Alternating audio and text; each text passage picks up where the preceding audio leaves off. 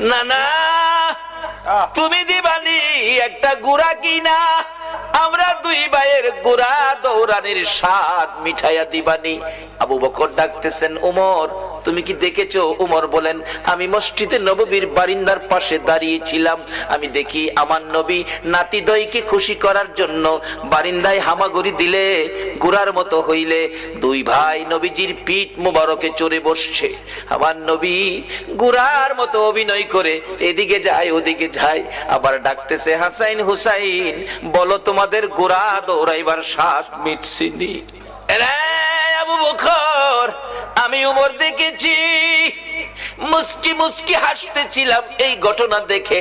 আমার নবী প্রশ্ন করে, এরে উমর হাসতেছো কেন? হুজুর হাসি কি ভাগ্য হাসাইন হুসাইন কত দামি ঘোড়ার উপর সওয়ার হয়েছে। আমার নবী চোখের পানি ছেড়ে দিলেন, এরে ওমর শুধু দামি ঘোড়াটাই দেখলা তুমি, যারা ঘোড়ার পৃষ্ঠে বসেছে তারা কত দামি তুমি দেখলা না?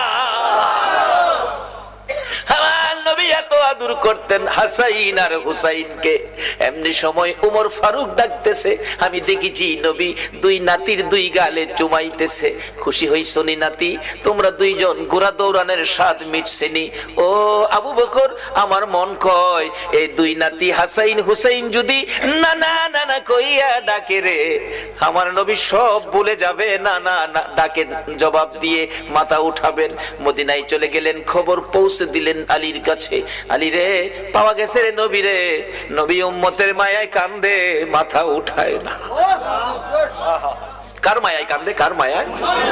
কিন্তু আমরা কি করলাম নবীর জন্য? আমরা কি করলাম? আজকে আজ থেকে একটা আদর্শ বাড়িতে নেন, তাহলে নবীর কান্না সার্থক, আমাদের জীবন ধন্য।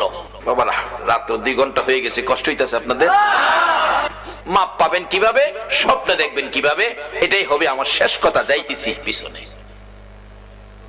দুইজন খুশি করার জন্য নবী এই অভিনয়টুকু করেছেন। ওমর বলেন, এই দুইজনে ডাকলে শুনবো। হযরত আলী বাড়ির ভিতরে খবর দিলেন, ফাতেমা 3 দিন পর্যন্ত কাঁদছো, আর কাঁদতে হবে না। খবর পাইছো? বাবারে পাওয়া গেছে। হাসাইন হুসাইন না গেলে আসবে না, উম্মতের জন্য নবী কাঁদতেছে। মা ফাতেমা 2টা সন্তান লইয়া গো বাবার মাতার পাশে হাজির। ফাতেমা 2টা হাত বাড়াইছে, মাবুদ গো আমার এতিম বাবা আর কত কাঁদবে উম্মতের জন্য। বাবা কাঁদতে হবে না, উম্মতের ব্যথায় 3 দিন পর্যন্ত কাঁদলা গো বাবা। আমি ফাতেমা রে, ও তুমি বুইলা গেছো গো। সমস্ত পৃথিবীর মানুষ বলতে পারো গো বাবা, আমি ফাতেমারে তো ভুলার কথা না গো বাবা। বাবা গো উম্মতের মায়াই বুঝি ফাতেমার কথাও ভুলে গেছো বাবা, আর কাঁদতে হবে না।